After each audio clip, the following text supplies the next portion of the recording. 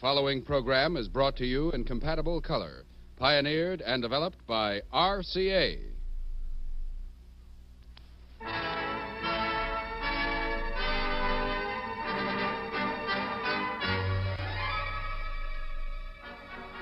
World leader in electronics, RCA. And RCA Victor, first in sight and sound.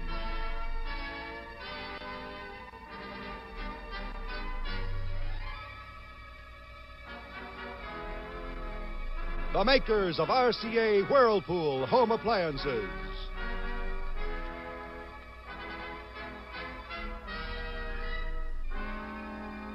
Present Producer Showcase.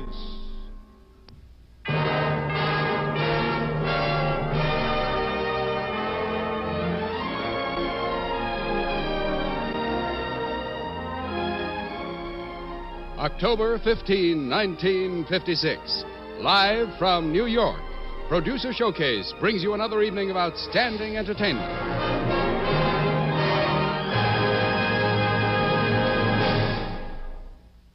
Tonight, another distinguished event for NBC.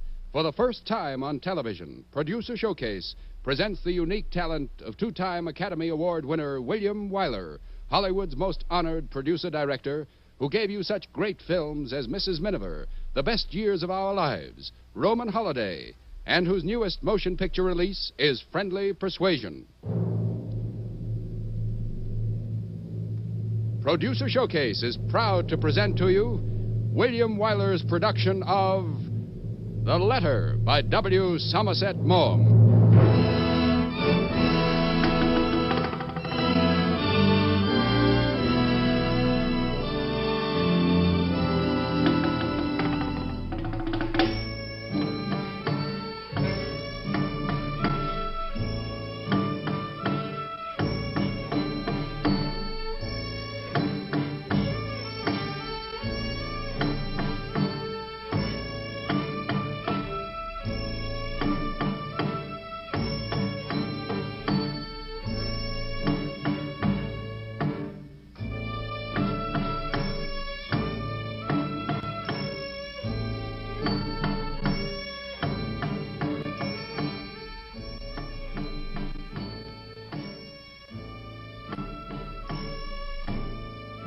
Producer Showcase will bring you the first act of William Wyler's production of The Letter in just a moment.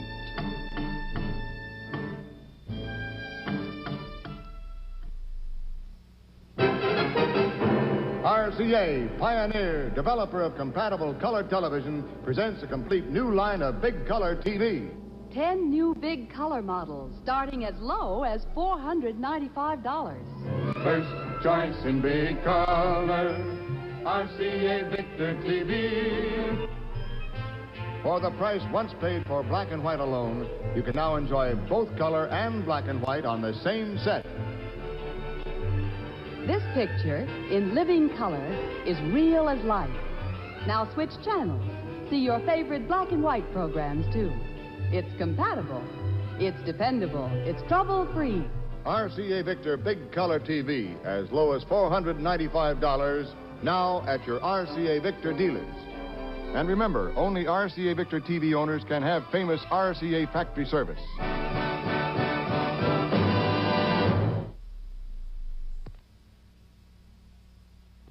Quiet, final rehearsal. Hold it, Tom. Your shirt. It's clean. The color doesn't go with your suit. Not too bad here. But, Tom, thousands of people are watching this on RCA Victor compatible color television. Compatible? See it for yourself. It's like two sets in one. Color shows in living color, regular programs in clear black and white, as low as $495. Well, great. Now, about my shirt. It's not compatible. Compatible shirt? Mm-hmm. A new idea inspired by RCA Victor compatible color TV. For instance, Aero now has shirts, ties, handkerchiefs in compatible colors to go with almost any suit. Smart sports shirts, too, that blend with the newest sportswear. Okay, I'm sold. Buy both Aero compatible colors Compatible Color TV by RCA Victor.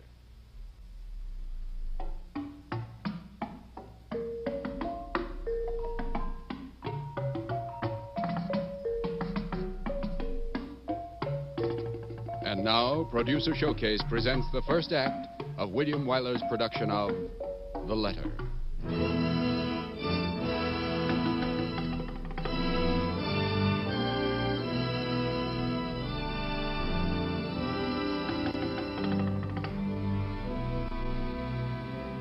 This is Singapore, capital of Malaya, a wild and primitive part of the world between the Indian Ocean and the South China Sea, where rubber is king. Singapore, a teeming oriental city, meeting place of 100 peoples, where men of all colors and nationalities mingle together. Here, too, lives a colony of English men and women who work to extract nature's riches from the land. Our story starts on a small and lonely rubber plantation not far from Singapore on a calm and peaceful night before the last World War.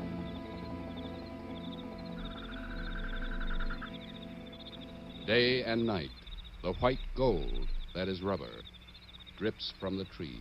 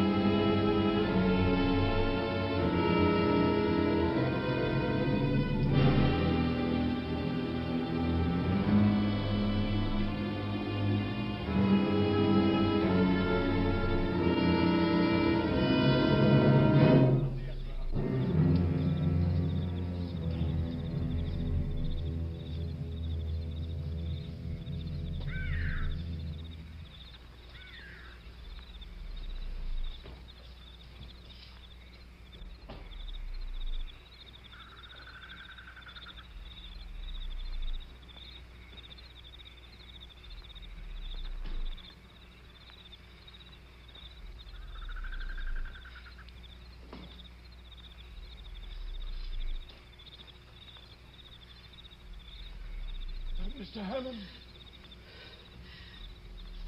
Do you know where the new district officer lives? Yes, Missy. Tell him to come here at once. Yes, Missy.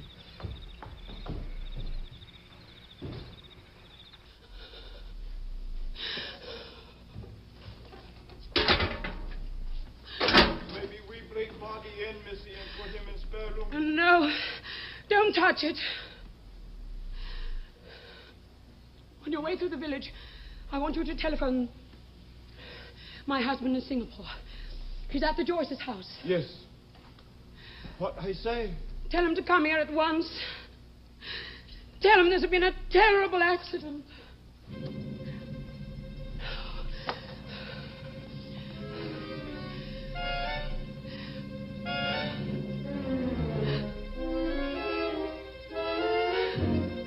What do you want? Go away, all of you.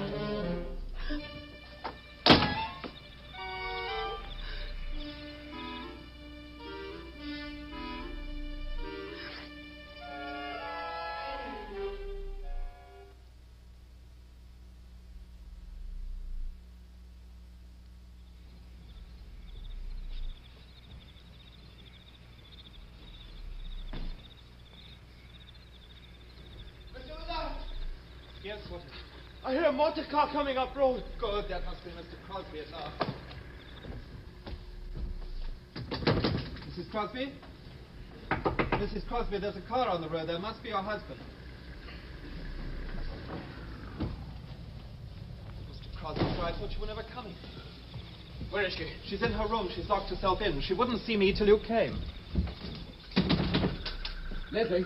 My name is Joyce. Leslie. Are you the new ADO? Yes, sir. My name's Withers. How long have you been here? Darling. Oh, about an hour, sir. Darling, it's me. Open the door. Darling. What's happened? Didn't I tell you? They said that Hammond was killed. Is he there still? I had your head boy remove the body to a shed. Darling, what's happened? He tried to rape me and I shot him.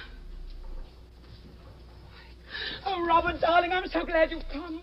All right, darling, I'm all right. frightened, All right. so terribly No, no, frightened. no. Oh. There's nothing to be frightened about. Now, just hang on to me. All right, all right, all right. All right. You see there?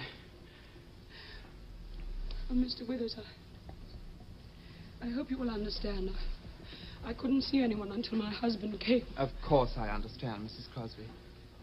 Howard, how good of you to come. Naturally, I'd want to be here if I can help. You will help us, won't you? As your lawyer and your friend. How is Dorothy? She's well, Leslie, and anxious to see you. Come on, darling. Yeah, you Come better on. be resting. Now, come and have a drink. It's all right. Now, sit down here. I'm sorry to be so tiresome. Nonsense. You're being very brave. Here you are. Drink this up. Drink it up. Thank you. Mrs. Crosby, I know this sounds rather brutal, but I'm afraid it's my duty to ask you some questions. Withers, don't you think we can wait until my It's wife... all right, is- Robert, really. I feel perfectly all right now. Really, I do. Leslie, suppose you tell us exactly what happened. Everything that you can remember. I'll try. And take your time, Mrs. Crosby. Remember, we're all friends here. Well, as you know, Robert was spending the night in Singapore. I never mind being alone. This evening I had dinner rather late, and then I started to work on my lace. I can't remember how long I'd been working, when suddenly I heard a footstep coming up the steps of the veranda, and someone said, "Hello, may I come in?" I was rather startled because I hadn't heard a car drive up. Hammond left his car about 100 yards down the road. I noticed it as I drove up. Well, I didn't recognize the voice, so I called out, "Who is it?" "Jeff Hammond," he said. Of course, I said, "Come in and have a drink." Were you surprised to see him? Yes. We hadn't seen him in ages, had we, Robert? No, 3 months at least. Well, I told him that Robert was away in Singapore on business. He said he was sorry, that he felt rather lonely this evening, so he just thought he'd call by and see how we were getting on. I asked him how he'd come, as I hadn't heard a car. And he said he had left it down the road because he thought we might be in bed, and in that case he didn't want to wake us up. Well, I poured him a drink. I put on my spectacles and went on with my work. We chatted a little. Then he said something rather silly. What? Oh, it's not worth mentioning. Leslie, I think you'd better tell us exactly what he said. He said, "I don't know how you can bear to wear those spectacles. You have such beautiful eyes." Had he ever said anything like that to you before? Oh, no, never. And I thought it very impertinent. So I told him I didn't care what he thought about me or my eyes, and he just laughed and said, "I'm going to tell you anyway. I think you're most attractive," he said. "You'll be attractive anywhere, but in this God-forsaken jungle, you're irresistible." Then I began to feel really very annoyed. He was talking to me as if I was some silly-headed little fool. While Hammond was talking to you like this, did he just sit still? Oh, no, he came over to where I was, and he tried to take hold of one of my hands. I told him not to be silly, to sit back where he was and talk sensibly. Otherwise, I should be obliged to send him home. But, Mrs. Crosby, I wonder you didn't throw him out there and then. I didn't want to make a fuss. Some men think it's their duty to flirt with women when they get the chance. They think some women expect it of them. When did you first suspect that Hammond was serious? The next thing he said, he was staring at me. And he said, "Don't you know that I am awfully in love with you?" Swine. Were you surprised? Of course, I was amazed. Why, we'd known him for almost a year, and he hadn't paid me the slightest attention. I didn't even know that he knew what color my eyes were. Please go on, Leslie. Well, he poured himself another whiskey and soda. I began to wonder if he'd been drinking before, so I said I wouldn't have another if I were you. I was quite friendly, not at all frightened. It never occurred to me that I wouldn't be able to manage him.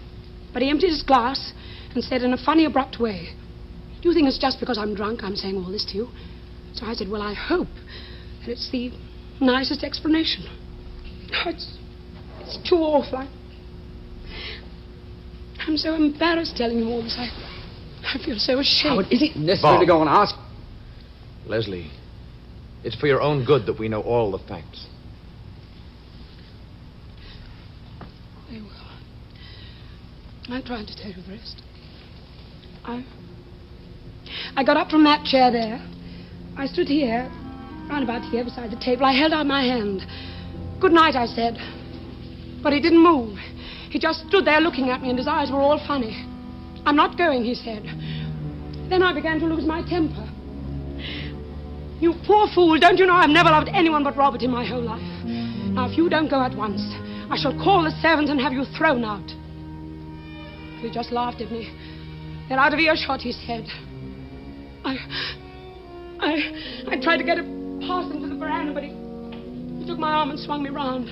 I tried to scream, but he flung his arms around me and began to kiss me. I struggled to get away, but he was like a madman. He kept talking and talking and saying that he loved me and that he wanted me. Leslie, I'm sorry, but you will have to tell us the rest. He held me so tight I could hardly move. I could hardly breathe. I thought I'd faint. I could feel his hot breath on my face, and I thought I'd get sick. Then he lifted me right off my feet and started to carry me to my room. Everything else happened in a moment. He stumbled and fell there on those steps. I jumped up and tried to get away, but he made a grab at me. I was by now beside myself with fear. Suddenly, I remembered Robert's revolver in the drawer, so I snatched it out. I didn't even know I'd fired. I heard a report. He staggered out. He called out something. I don't know what he said. But he stumbled to the veranda. I followed him. I didn't even know I was pulling the trigger. It was only then that I knew what I'd done. He was lying there in a heap. Oh, Robert, darling, what have I done? You've done what any woman would have done in your place if she'd had the courage. How did the revolver happen to be there? I left it then, thank heavens I did. When I have to leave her alone, I always feel safe if she's got a gun handy. Mrs. Crosby, may I say that I think you've behaved magnificently. I'm terribly sorry that we had to put you to the ordeal of telling us all this. It's quite obvious the man only got what he deserved. No, I would give anything in the whole world to give him back his life. Do you think I have killed him? Could I see the body for a moment? Yes, I'll take you to it.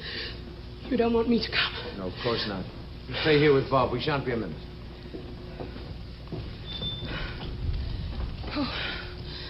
Oh, darling, I'm so tired, so desperately tired. Of course you are, darling. I wish there was something I could do to help you. You can love me. Love you? I've always loved you, you know that. Yes, but now? If I could love you any more, I would now. Oh, Robert. Darling.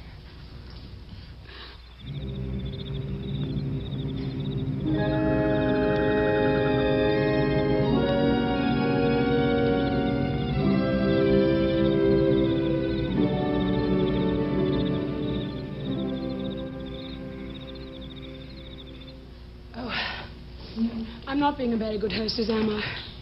You must be starving up at this hour of the night. I shall get you something to eat. No, please don't bother, Mrs. Crosby. It's no bother, really. I'm not at all hungry. Robert? I don't think so. Matter of fact, I'm afraid it's about time we were leaving for Singapore. Now? It'll be morning before we get there. We'll ring up the Attorney General and find out when he can see us. Shall I be arrested? I'm afraid you're by way of being under arrest now. It's purely a matter of form, Mrs. Crosby. Shall I be imprisoned? That's for the Attorney General to decide. I hope when you've told him your story, we shall be able to get him to accept bail. It depends what the charge is. What do you mean by that? I think it's not unlikely he'll say that only one charge is possible. In that case, I'm afraid an application for bail would be useless. What charge? Murder.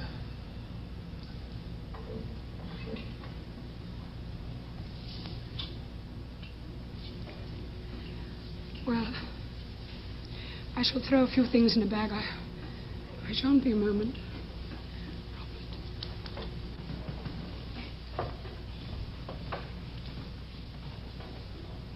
That woman's a marvel. Her self-control's absolutely amazing. You could see that she was only just holding on to herself. I say, what a swine that man was. Did you know Hammond? A little. I haven't been here very long, you know. Was he a heavy drinker? I don't know that he was. He drank, of course, but I've never actually seen him drunk. You like him? Yes, rather. He was breezy, gay, the sort of chap you couldn't help liking. Could you have imagined him doing this kind of a thing? Well, how can you tell what a man will do when he's drunk? That's true. Well, I haven't been very long, have I? I shall hold you up as an example to Dorothy. I'm sure she doesn't take half as long as you do. I can always drink. I can always dress in half the time that Robert does. Well, let's get going, shall we? Have you got room for me, or shall I follow my car? Plenty of room. Come on. Leslie, Yes. there's just one question I'd like to ask you. Yes, what is it? While I was looking at Hammond's body just now, it seemed to me that some of the shots must have been fired when he was lying on the ground. And I got the impression that you must have stood over him and fired and fired. I was trying to forget for a moment. Why did you do that? I didn't know I did. It's a question you must expect to be asked. I suppose it must seem very cold-blooded. But I was so terrified. I didn't know what I was doing. Of course, Mike. Put it out of your mind.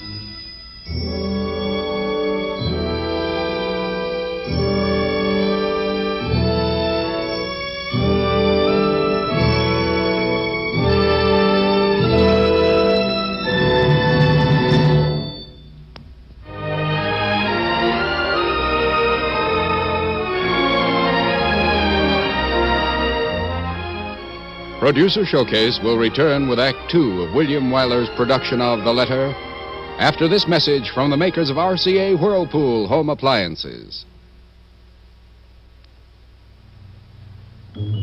RCA Whirlpool, RCA Whirlpool. Oh, pity this poor man. He's forever picking lint off his socks, his sweaters, and his flannel shirts. Fran Allison, what do you say? Well, why not get the automatic washer with the built-in lint filter, the new RCA Whirlpool, and have no more lint problem. Just look at the new RCA Whirlpool's built-in lint filter. It's not an ordinary stuck-on lint filter. It's built in, right in the rim. So you can easily reach it for cleaning, but it never gets in your way. Now, as you know, ordinary lint filters don't work on partial loads. But the RCA Whirlpool's lint filter works on full loads and on partial loads, too. It's twice as useful as ordinary part-time lint filters, and it's so effective. Look how the lint and fuzz cling to the filter instead of the clothes. Then you just whisk it under the faucet. The lint rinses right off. Yes, with its built-in lint filter, the new RCA Whirlpool gives you truly lint-free washing.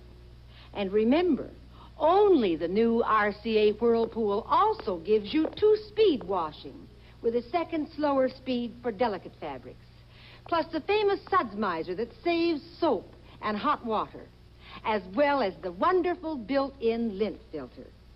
So see your RCA Whirlpool dealer now for the new RCA Whirlpool automatic washer and matching dryer, now in colors and all porcelain white. RCA Whirlpool.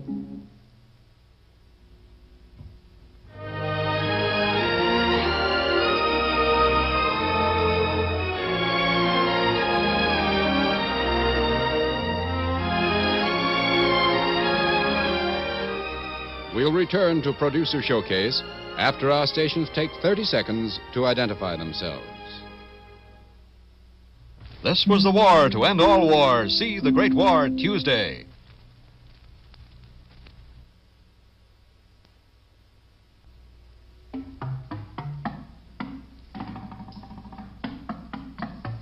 And now, back to Producer Showcase and Act Two of William Wyler's production of The Letter.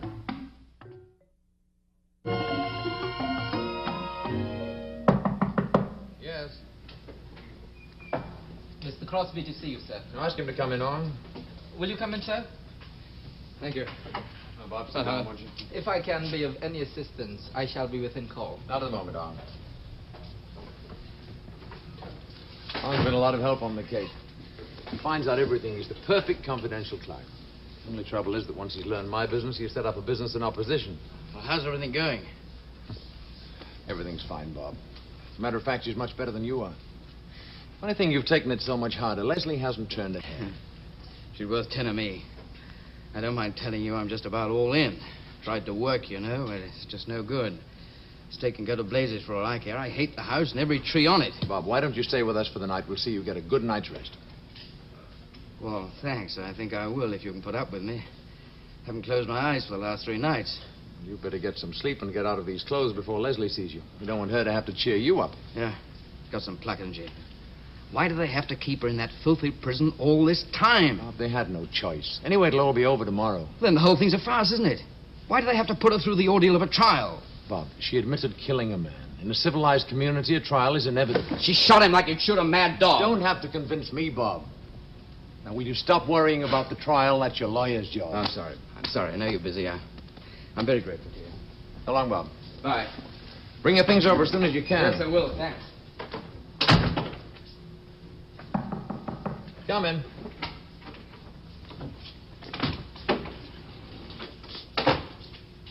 If you are not too busy, sir, might I trouble you for a few words in private conversation? No trouble at all, Arn. The matter upon which I desire to speak with you, sir, is very delicate and confidential. Well, what matter is it, Arn? It has to do with the case of the Crown versus Crosby. Yes. A circumstance, sir, has been brought to my knowledge, which seems to me to put different complexion on this case. Will you please come to the point, Arn? What circumstance do you refer to? A friend has brought me information, sir, that there is in existence a letter from the defendant to the unfortunate victim of tragedy. Well, that's not surprising, Arn. I've no doubt Mrs. Crosby often had occasion to write to Mr. Hammond. But the letter, sir, was written on the day of the late Mr. Hammond's death. Well? You will recall, no doubt, sir, that Mrs. Crosby has stated that until the fatal night, she had had no communication with the deceased for several weeks. Yes. In my opinion, sir, this letter indicates that her statement was perhaps not in every respect accurate. Have you seen this letter, Ong? I have with me a copy, sir. The original is in possession of a woman.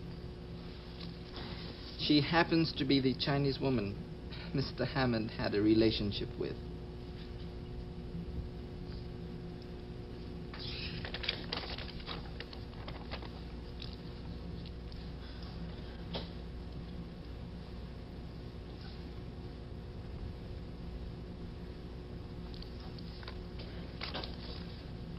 And what makes you think this letter was written by Mrs. Crosby? I have every confidence in the veracity of my informant, sir. That's more than I have, Ong. It's inconceivable that Mrs. Crosby should have written such a letter. Might I suggest, sir, that it would be well to make sure, since my friend is of the opinion that this letter might be of interest to the public prosecutor?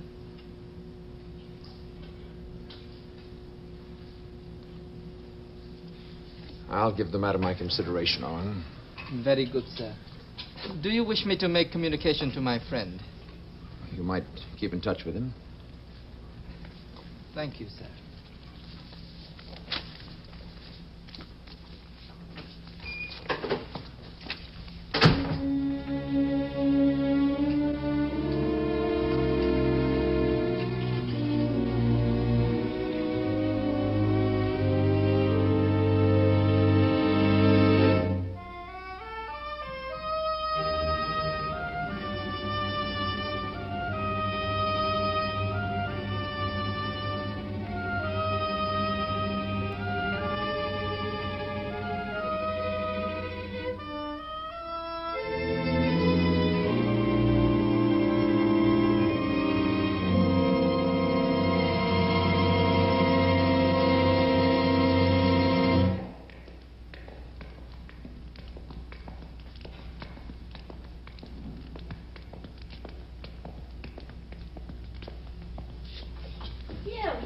Crosby? Good morning, Mr. Joyce. Mr. Parker. Hello, Hart. I wasn't expecting you so early. How are you today? Well, this is a wonderful place for a rest. Robert sends me roses every day. And Mrs. Parker looks after me like a mother. Well, I've been company for you. When you're not used to it, it's lonely like in a place like this. It's a shame they ever put her here, if you want to know what I think about it. Oh, I shall Mrs. Parker, I dare say you won't mind leaving us alone. Mrs. Crosby and I have some business to discuss. Very good, sir. Thank you, Mrs. Parker. Sometimes she nearly drives me mad. She's so chatty, poor dear. How you've been so kind to Robert and me. I know you're busy and you come every day. I don't know how I shall ever be able to show my gratitude. You haven't been acquitted yet, you know. Oh, I feel perfectly safe in your hands. Won't you sit down? Thank you.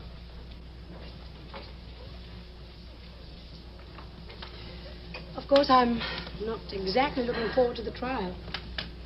No, Leslie, one thing that has impressed me has been that every time you've told your story, you've told it in exactly the same way. You've never varied a hair's breadth. What does that suggest to your legal mind? Well, it suggests that either you have an extraordinary memory or that you're telling the plain, unvarnished truth. I'm afraid I have a very poor memory.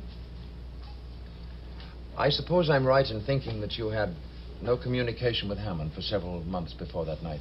Oh, yes. The last time we met was at the tennis party at the McFarlanes. I don't think we spoke more than 2 words to each other. They have 2 courts, you know, and we didn't happen to be playing in the same set. And you hadn't written to him?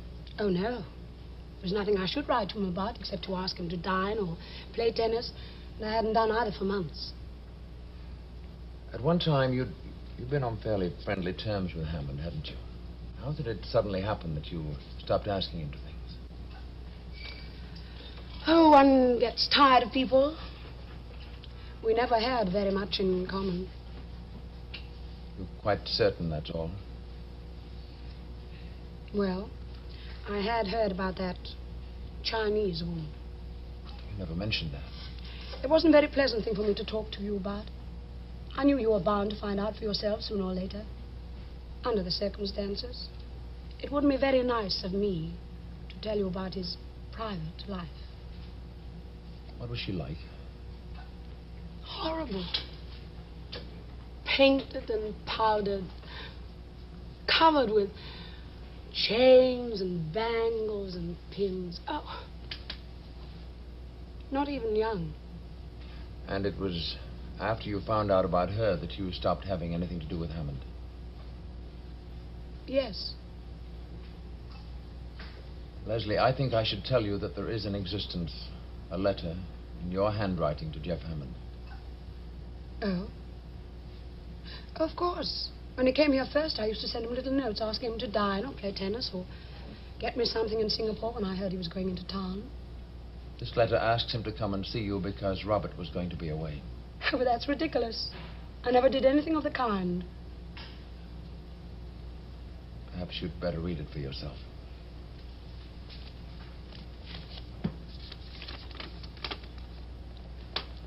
That's not my handwriting. I know. It's said to be an exact copy of one written on the day of Hammond's death.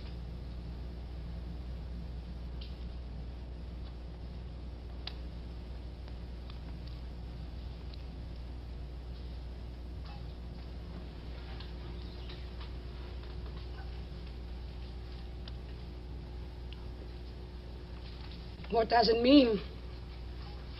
That's for you to say, Leslie. I didn't write it. I swear to you I didn't write it. If the original is in your handwriting, it would be useless to deny it. It would be a forgery. That would be difficult to prove. It would be easy to prove it was genuine. It's not dated. I might have written it months ago. If you give me time, I'll try to think. I'll try to remember. Leslie, the prosecution could cross-examine your houseboys. They'd soon find out if someone took a letter to Hammond on the day of his death.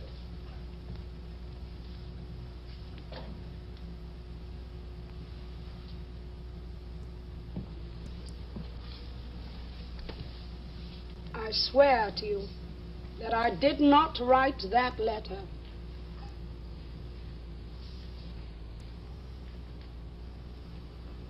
Then we needn't go into the matter further.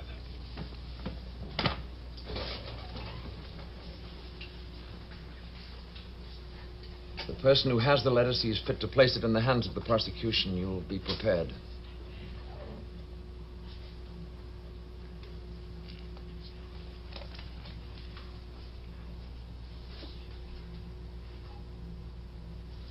If you've nothing further to say to me, I'll get back to my office.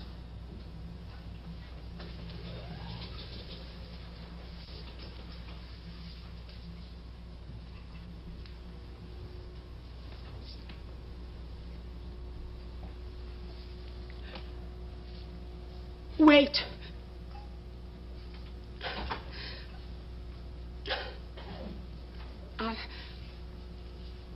I did write that letter.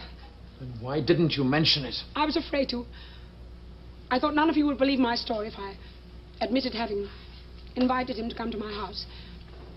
I suppose it was very stupid of me, but I thought that once I had said that I had no communication with Hammond, I was obliged to stick to it.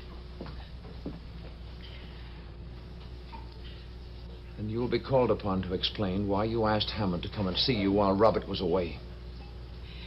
It was a birthday present I was buying for Jeff. I wanted to buy him a gun.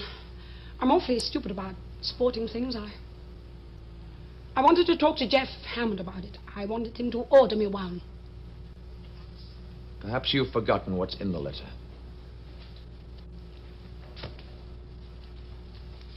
Do you care to read it again?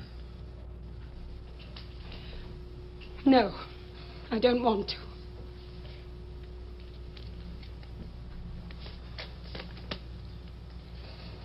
Robert will be away for the night.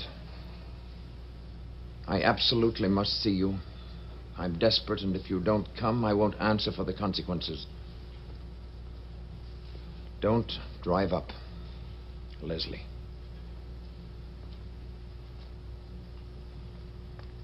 Leslie, I'm going to have to speak very plainly to you. I told Bob just now I was certain of your acquittal. I didn't tell him that just to cheer him up. I don't believe the jury would have left the box. This letter places an entirely different complexion on the whole case. It'll put the prosecution on the track of suspicions that have entered nobody's mind.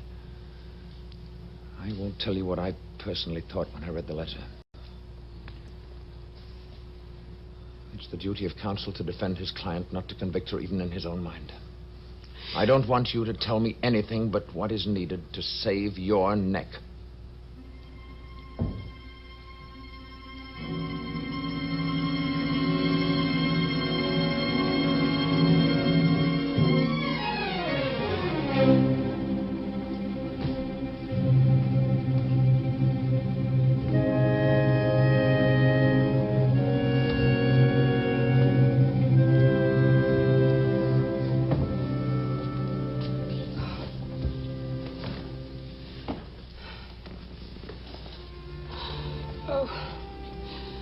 Stupid, I'm into faint.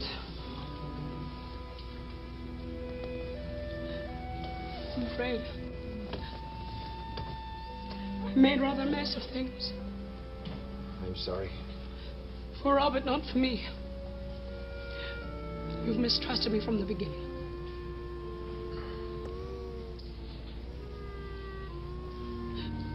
Who's got the letter?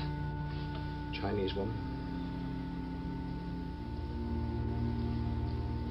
Are you going to let them hang me? You think it's so easy to get rid of a piece of unwelcome evidence?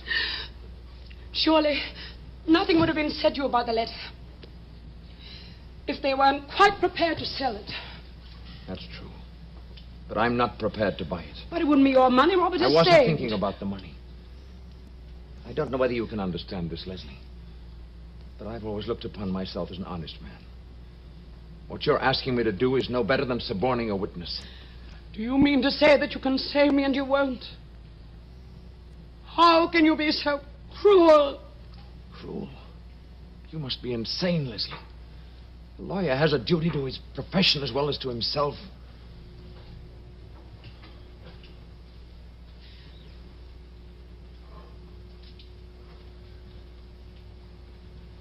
No, I can't do what you ask.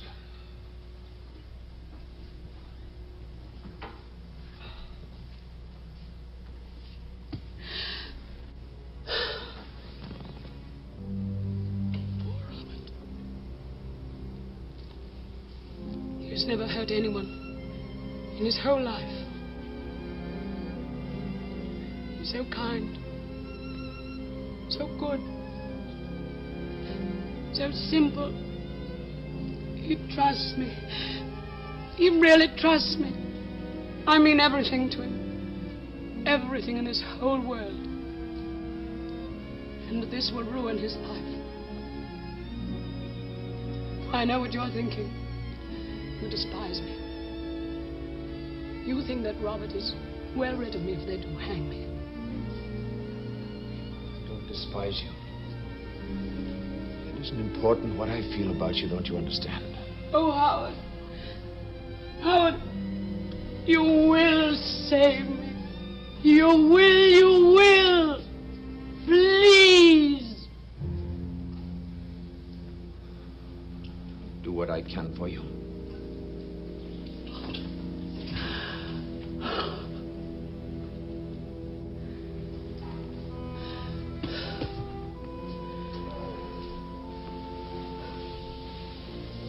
Bob will want to know what the money's for.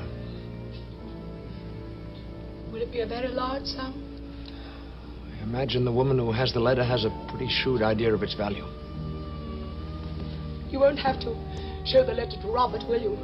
I'll do everything in my power to keep it from him. He'll be an important witness. He should be just as convinced of your innocence as he is now.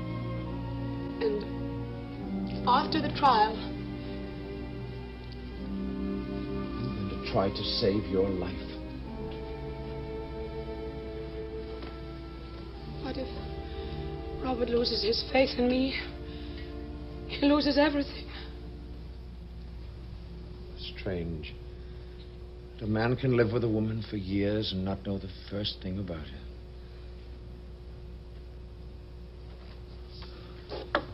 Mrs. Parker, I'm just going.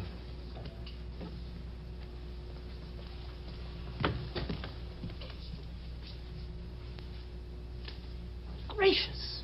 How white you look, Mrs. Crosby. Mr. Joyce hasn't been upsetting you, has he? No. Look like a ghost. He's been kindness itself. I suppose the strain is just beginning to tell a little. Goodbye. I don't know how I shall ever be able to thank you.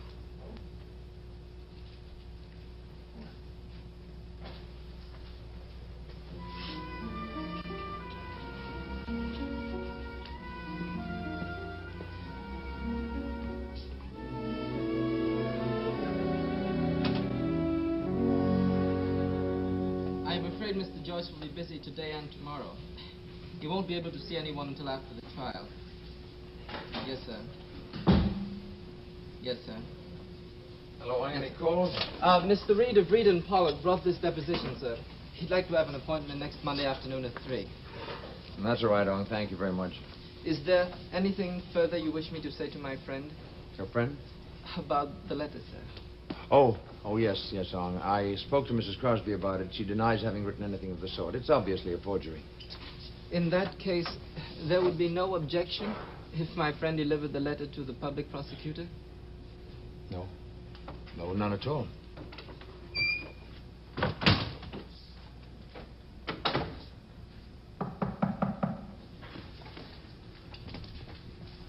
Come in.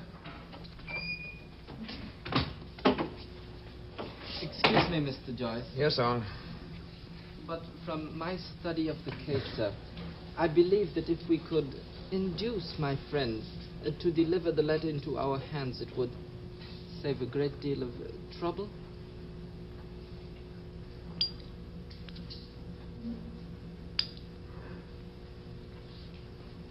And in what circumstances do you think your friend could be induced to part with the letter, Ong?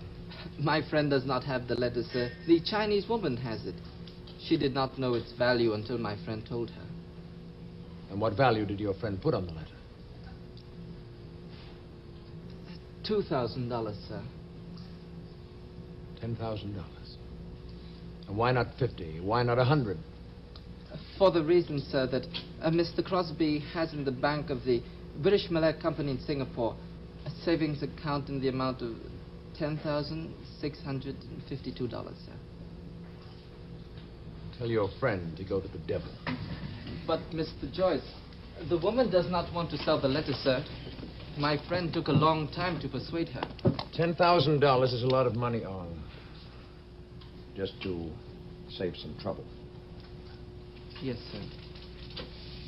It is a great deal of money. I'll speak to Mr. Crosby. Mr. Crosby is waiting for you at the club, sir. He is? We have only a short time, and the matter, in my opinion, permits no delay. I therefore took the liberty of asking Mr. Crosby to have lunch with you, sir. Very well, Ong. Have the woman come to my office. I was about to mention, sir. Yes, Ong. She has made 2 conditions. She insists that the money be brought to her. I can take you whenever you are ready. And the other condition? That Mrs. Crosby bring it to her personally. You must be out of your mind, Ong. Do you think Mrs. Crosby can just walk out whenever she feels like it? My friend thinks that you could arrange for her to stay at your house tonight, sir. I am sure the judge will permit it if you are responsible for her. Ong Chi Sing. Yes, sir. What are you getting out of this? $2,000, sir.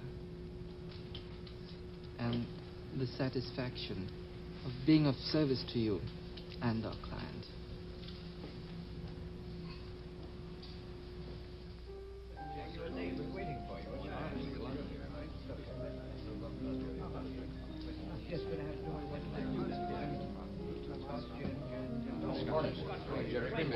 Will you? Bob. You look a little more cheerful. I feel better since this morning. I guess you finally convinced me we've got nothing to worry about. Well, as a matter of fact, Bob, something has come up. Huh? It's nothing very much. It's just something I wanted to talk to you about. Well, what is it? Well, my Chinese clerk has uncovered a piece of evidence which could be rather damaging to our case if it got into the hands of the prosecution. Well, what sort of evidence? It's a letter. A letter? From whom? What about? What sort of letter? It's a letter from your wife. Yeah? Look, Bob, I don't want you to ask me about it now. You're going to be giving evidence tomorrow. I don't want the slightest question to exist in the back of your mind. But I don't know what sort of question you're talking about. Well, I'd like to leave it that way at least till after the trial. All I want you to do now is to authorize me to buy the letter. Buy it? Yes. Well, look, Bob, juries can sometimes be very stupid. It's just as well not to confuse them with more evidence than they can conveniently deal with. Look, Howard, I don't pretend to know what it's all about. You just go ahead and do what you think is right, eh? All right? I'll pay you back. Good. Now put the matter out of your mind. Jerry, 2 more gin slings, please. And make mine a double, will you? Darling, I've invited absolutely everyone. The Wilsons, you remember them, don't you? The Claibornes, they've just come back from home. So, of course, I've had to bring them up to date about everything that's been happening, and they're just dying to see you. And then a Colonel Hugh... Oh, Howard, I suppose you want Bob and me to get started. I think it'd be a good idea, darling. Run along and see the film. Imagine Howard trying to talk me out of giving the party. Now, don't let that big bully exhaust you. Good night, darling. Don't hurry back. We have lots to talk about. We will. All right. Bye. Good night.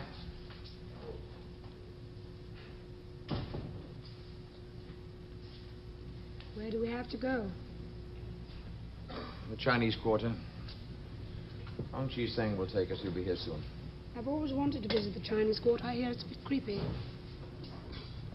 Of course, I'd have chosen other circumstances for a visit. Be flippant about your own crimes, Leslie, if you like, but don't be flippant about mine. I'm sorry, Howard. I didn't mean to be flippant. Really, I didn't. Put it out of your mind. I'm sorry.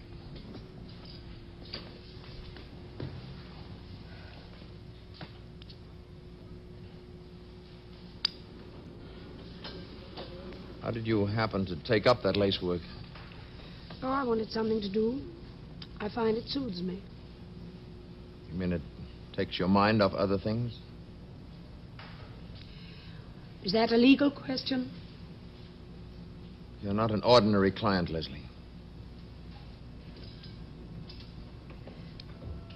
You've been watching me all evening. I've noticed it. I'm responsible to the court for you.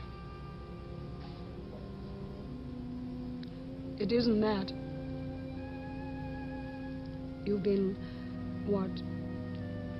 Trying to read my thoughts. Trying to understand you.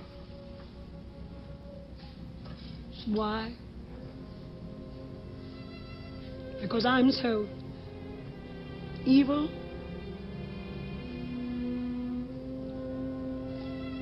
That's it, isn't it?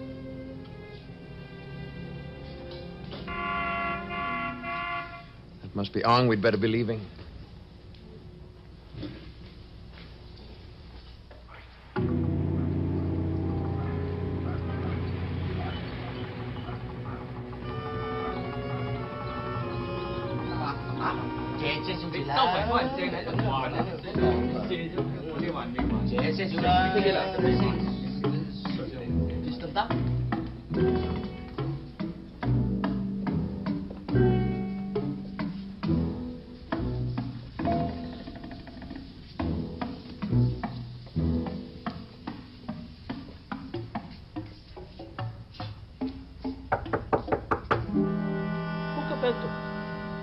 Darang money.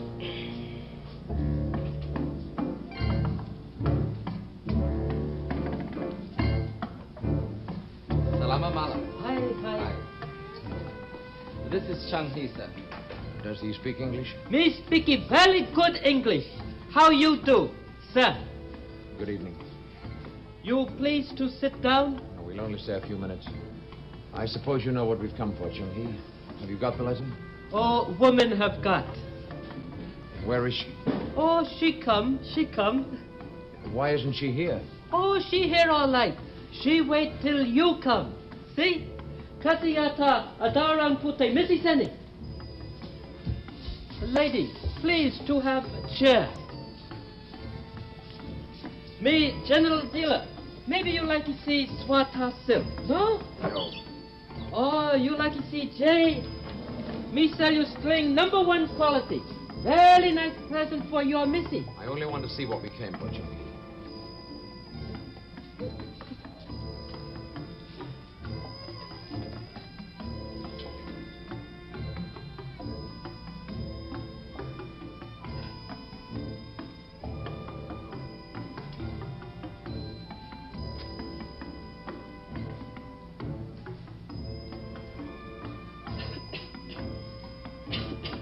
The air's rather bad in here. Would you mind opening a window, please? Buka.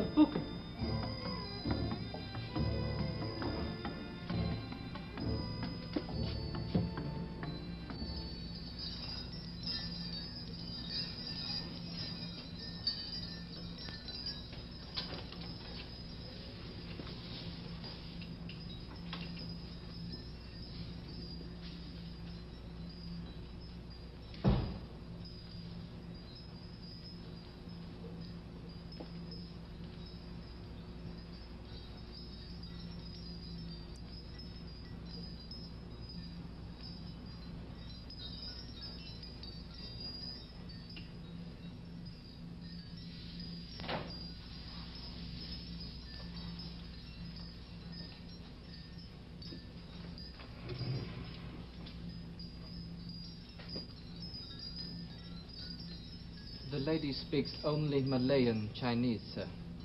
Ask her if she has the letter.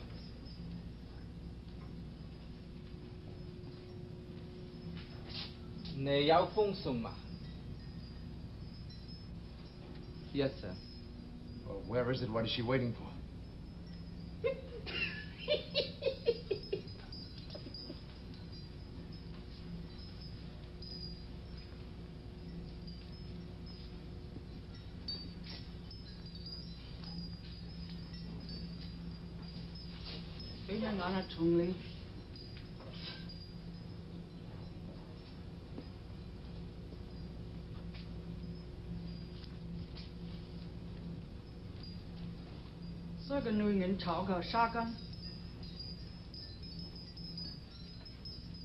I regret, Mrs. Crosby, but the lady requests that you take off your veil.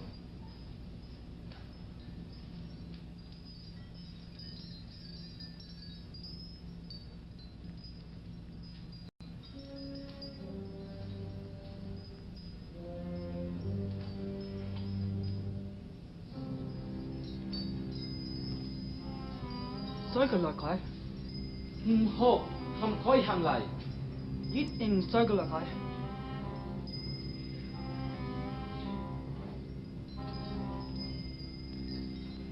Crosby, the lady insists that you walk over to her. Now look here, Ong.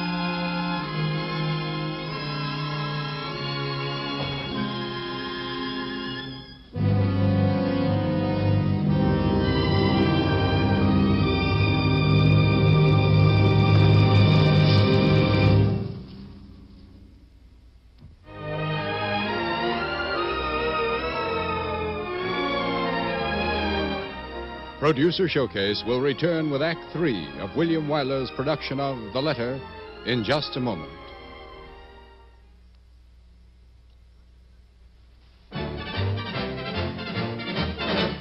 Don't compromise on quality.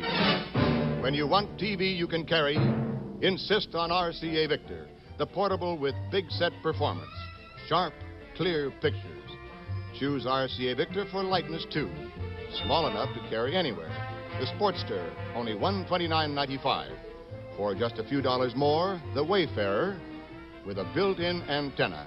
And your choice of decorator's colors, red, gray, or ivory. Don't compromise on quality. When you want big screen TV, insist on RCA Victor. For RCA Victor gives you RCA's own Silverama picture tube. Every big inch sharp and bright for big family enjoyment. Easy to tune, standing up. The simple, foolproof tuning dial is right up on top. No knobs on front. All you see is TV's finest picture.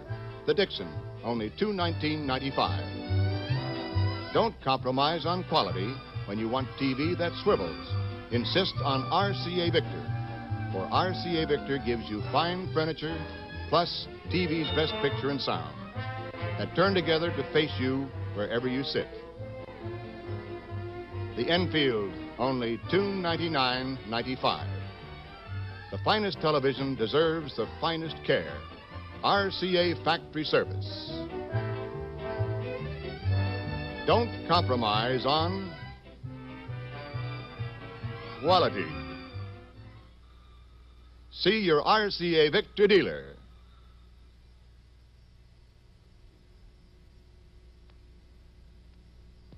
An accident is about to happen. Watch. A $35 portable radio practically ruined. Let's see what happens when you drop a new RCA Victor, even from way up there. RCA Victor's non-breakable impact case doesn't have a scratch, chip, or dent. It's guaranteed for five full years by RCA Victor. No chipping, no cracking, no breaking. Why buy a portable with a breakable case? For the same money, you can get one of these new RCA Victors in the non-breakable impact case with a 5-year written guarantee. Look what else you get. RCA Victor's new wave finder antenna. Twist. You're on your station, loud and clear. See RCA Victor's new portables in the non-breakable impact case, as low as $29.95 at your RCA Victor dealers.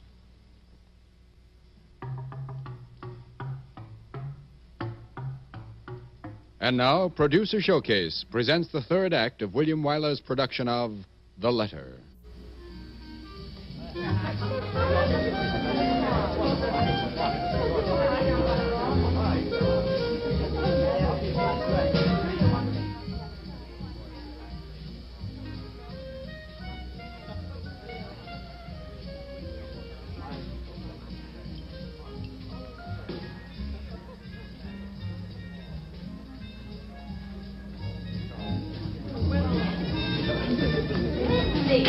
Everybody's waiting for you, dear. Hurry. I'm afraid I took a very long time. Darling, it was worth waiting for. Here she is, everybody!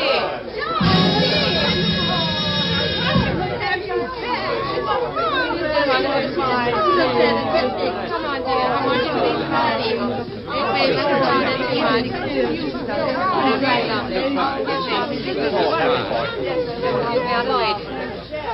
Oh, it's so good. There's somebody who particularly wants to say hello to you. How do you do, Mrs. Crosby? I don't suppose you remember me. Of course I do, Mr. Withers. Let me get you a cocktail. Let me help. Well, I guess you want to forget all about it. But, you know, I still can't forget the way you gave your evidence. It's very nice of you to say so, Mr. Well, Withers. everything was so exact. Right down to the last detail. Nothing sentimental or cheap. Had lots of people crying. Thank you. I made a solemn vow that I wouldn't mix another cocktail until Leslie was acquitted.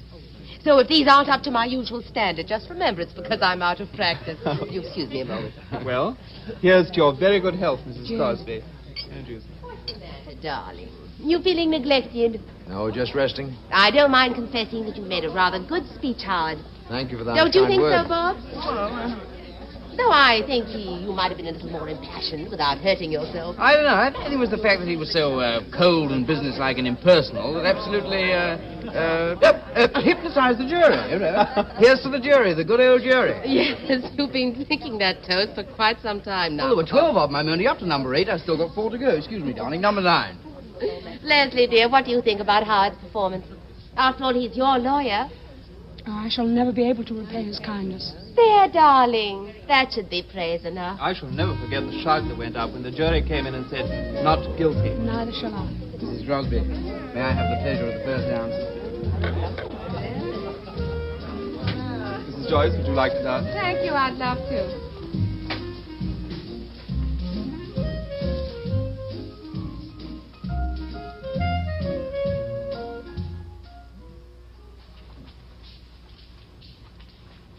Well, I must be on my way. I always do manage to be the last guest to leave, don't I? I think that's quite proper for a bachelor. Good night, Mrs. Crosby. Good night, Mr. Withers. It was a great pleasure having you to myself for a dance. Good night, sir. Good night, Withers. Nice to see you. Good night, Mr. Joyce. Good night, Withers. Good night. Oh! If you forgive me, I'm going straight upstairs to bed. Of course, darling. Wonderful part. Thank you for a wonderful Well, you're party. very welcome. I don't mind telling you I'm feeling quite exhausted. So good night. Good night. Good night, darling. Well, I think I shall follow Dorothy's example. and Just go. a minute, darling. There's something I particularly want to talk to you about. Something I want Howard to hear, too. Come on, Howard. I want your legal opinion. What's up? Nothing's up. I just want to get Leslie away from here as soon as possible. That's all. A bit of a holiday would do you both good. Could we, Robert? If only for a week or two. What's I the would use- be grateful. What's the use for a week or two? We're going to get away for good. But how could we? You can't just throw up your job. Now, sit down, Howard, please. Sit down. Now, look. We just can't go on living here after what's happened. You've been absolutely wonderful, darling, but there's a limit to what even you can take. And what about me? Every time I go away again, I'll think of you sitting in that bungalow all alone. I'll never have a moment's peace. And socially, it wouldn't work either. I mean, even though she's been acquitted, there'd still be a lot of talk and gossip, and I don't think she'd enjoy that. No, I don't. No, the whole thing's impossible. Robert, you're right. I don't want to stay here. I know our only chance of peace is to get away someplace we can forget. Could you get another job? I don't want another job. I'm going in on my own. I found an estate in Sumatra. Darling, we can get away from here. Start a new life with new friends, and I'll be working for myself instead of for a company in London. Robert, would be wonderful, really wonderful. That settles it, then. I'll go right ahead with the deal. Now, darling, you run along. I want to talk to Howard about the contract, eh? Bob, are you sure you're not acting hastily? I mean, have you gone into this thing thoroughly enough? Yes, I have, very thoroughly. It's an excellent buy. The owner's in financial difficulties, and he's got to sell. He's willing to let it go for $30,000 if he can have the money right away. The place is worth $50,000 if it's worth $1. How on earth are you going to raise $30,000? Well, I've saved about 10. That ought to be enough for the down payment. I can raise the rest on mortgage. Isn't it a little rash to put all your eggs in one basket? Huh? Robert, darling, I don't think I want you to take this risk on my account.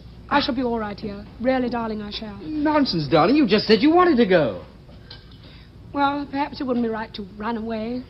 People have been very kind. Huh? Anyway, it's not the sort of thing you want to rush into. Let's wait and see. Why should I wait? It's a good thing, and I don't want to lose it. Oh, darling, you'll love the place. Wait till you see the photographs. I don't want to see the photographs. I'm sorry, Robert. That's just nerves. That just shows how important it is for you to get away. I've made up my mind about this, Howard. Can you see me in the office tomorrow morning? Bob, I don't want to throw cold water on your plans, but aren't you forgetting certain financial obligations?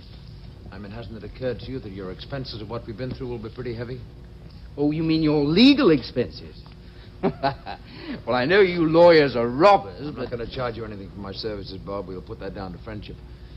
There are certain out-of-pocket expenses. Well, that's very decent of you, Howard. I don't know. I don't know. I could accept it, you know, but what do the other expenses amount to?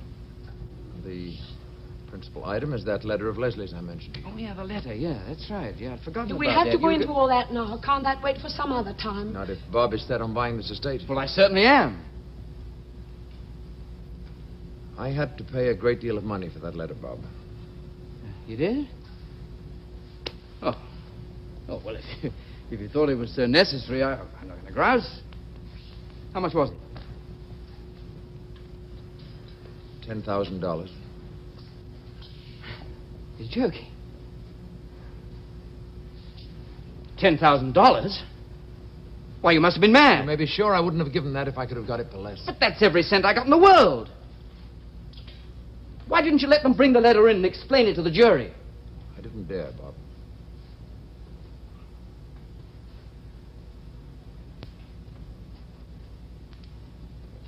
What was in the letter? What was in the letter? You better tell him. It was a letter to Hammond. Yeah? Asking him to come to your place. When? The night he was killed. That's not possible. She said over and over again that...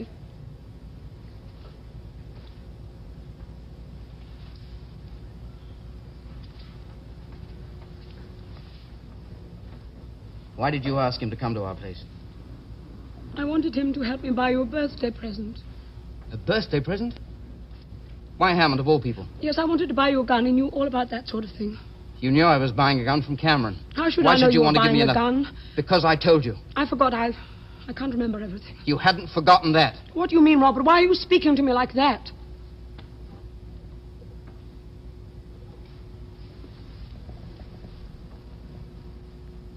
Buying that letter was a criminal offense, wasn't it? It's not the sort of thing a respectable lawyer does in the ordinary way of practice. It was a criminal offense. Yes, it was. I could be disbarred for it. Then why did you do it?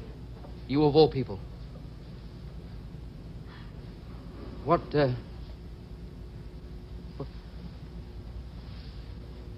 were you trying to save me from? Bob, I've already told you. No, you haven't. There's a lot I haven't been told. Who has the letter now?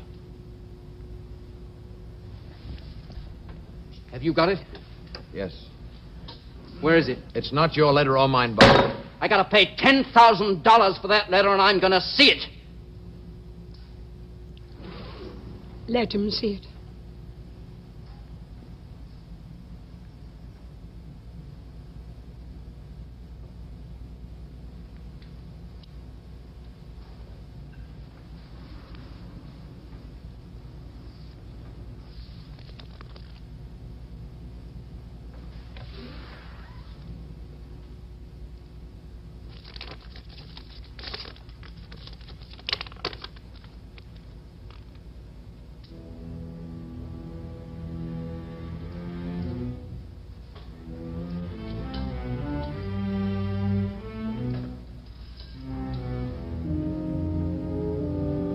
What does it mean? No, wait.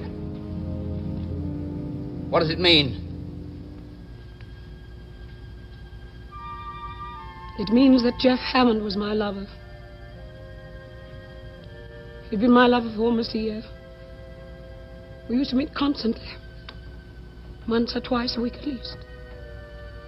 Every time I met him, I hated myself. And yet every day, I longed for the moment I would see him again. It was horrible, Robert. It was like as if I were a person who was sick of some loathsome disease and doesn't want to get well.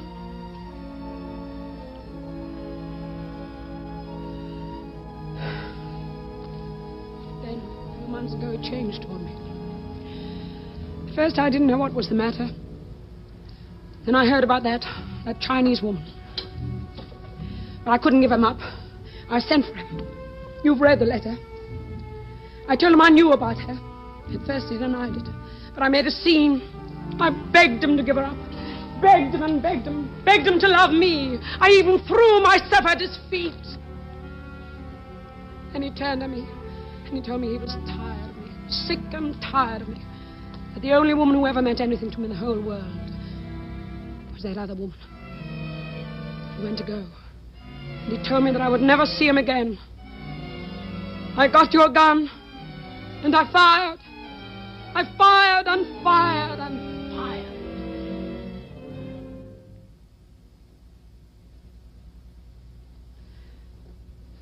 There's no excuse for me.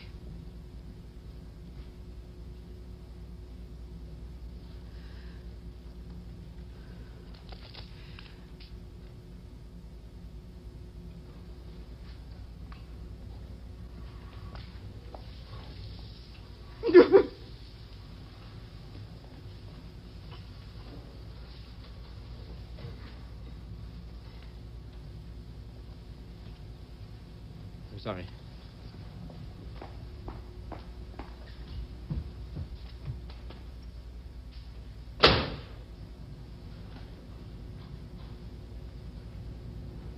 He's going to forgive you.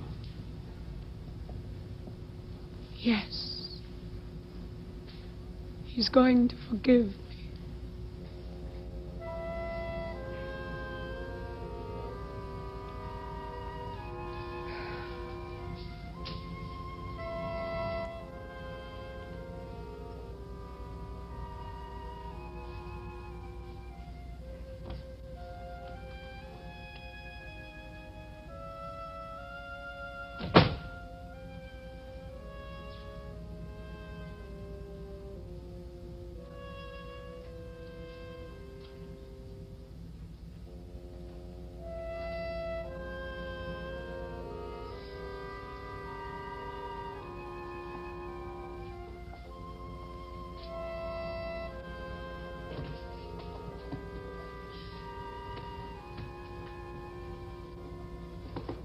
Where will you go?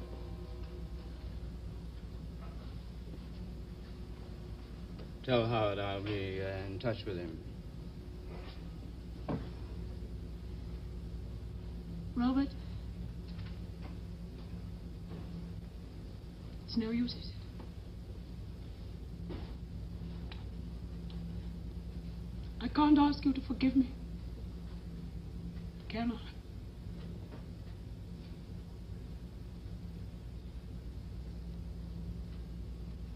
Can I?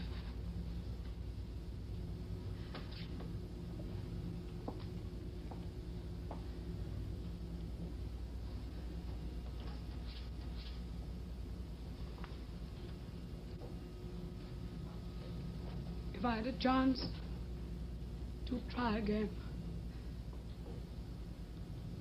if you could forget what has happened, Robert, if only you could. If you love someone, I suppose you can do anything. Oh, Robert.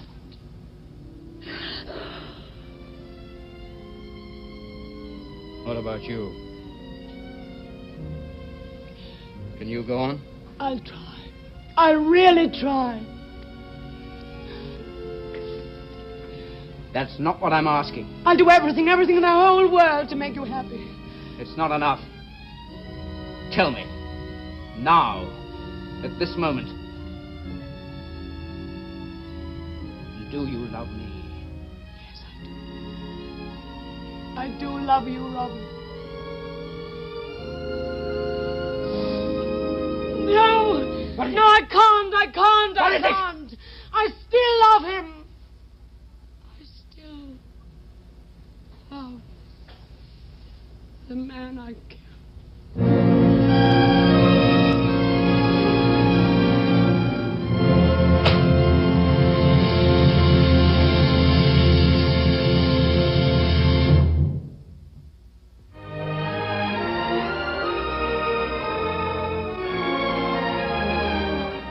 We'll return with the names of tonight's cast and an important announcement about the next Producer Showcase presentation in just a moment.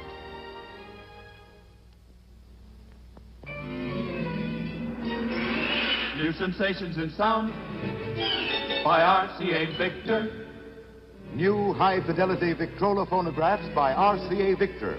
Custom style, ready to plug in and play. The RCA Victor Mark 6 4-speed phonograph. Rich, clear sound. New sensations in sound by RCA Victor. Magnificent console design. The RCA Victor Mark 4. 3-speaker panoramic sound. And here's an RCA Victor exclusive. Both these phonographs let you plug in to enjoy stereophonic sound. High fidelity by RCA Victor, as low as $79.95. New sensations in sound by RCA Victor. In just 30 seconds, I'm going to show you how to save real money on some of the most outstanding RCA Victor albums ever recorded.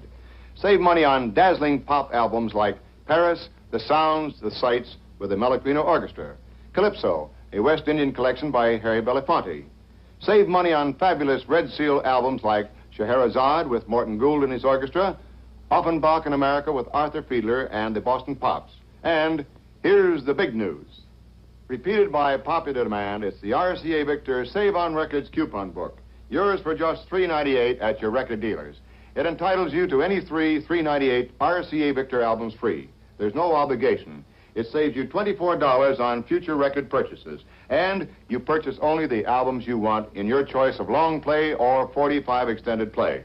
Act now. The Save on Records coupon book is sold only at your RCA Victor dealers. Now, for a word about TV service, let's look in on some of our friends in the far north.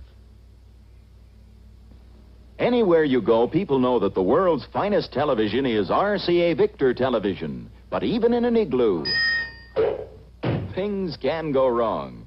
But an RCA Victor television owner would call the nearest branch of RCA Service Company for a factory-trained RCA service technician. And he services only RCA Victor television sets. For the telephone number of the RCA Service Company branch nearest you, consult your classified directory.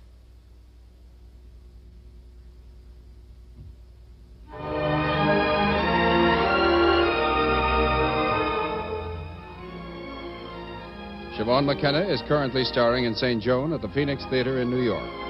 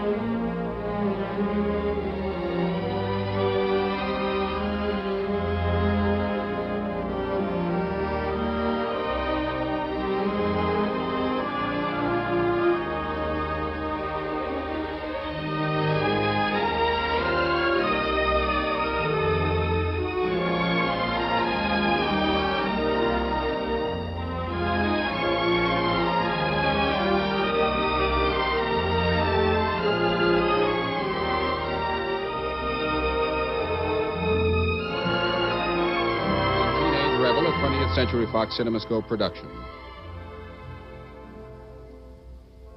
This has been a production of Showcase Productions, Incorporated.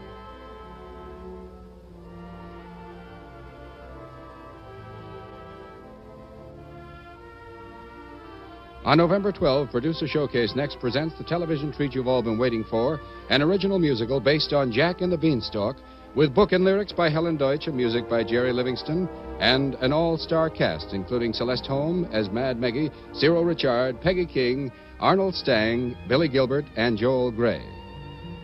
Producer Showcase is brought to you every fourth Monday by the makers of RCA Whirlpool Home Appliances and by RCA, world leader in electronics, and RCA Victor. The Letter has been brought to you in compatible color television, pioneered and developed by RCA. This is Mel Brandt bidding you good night.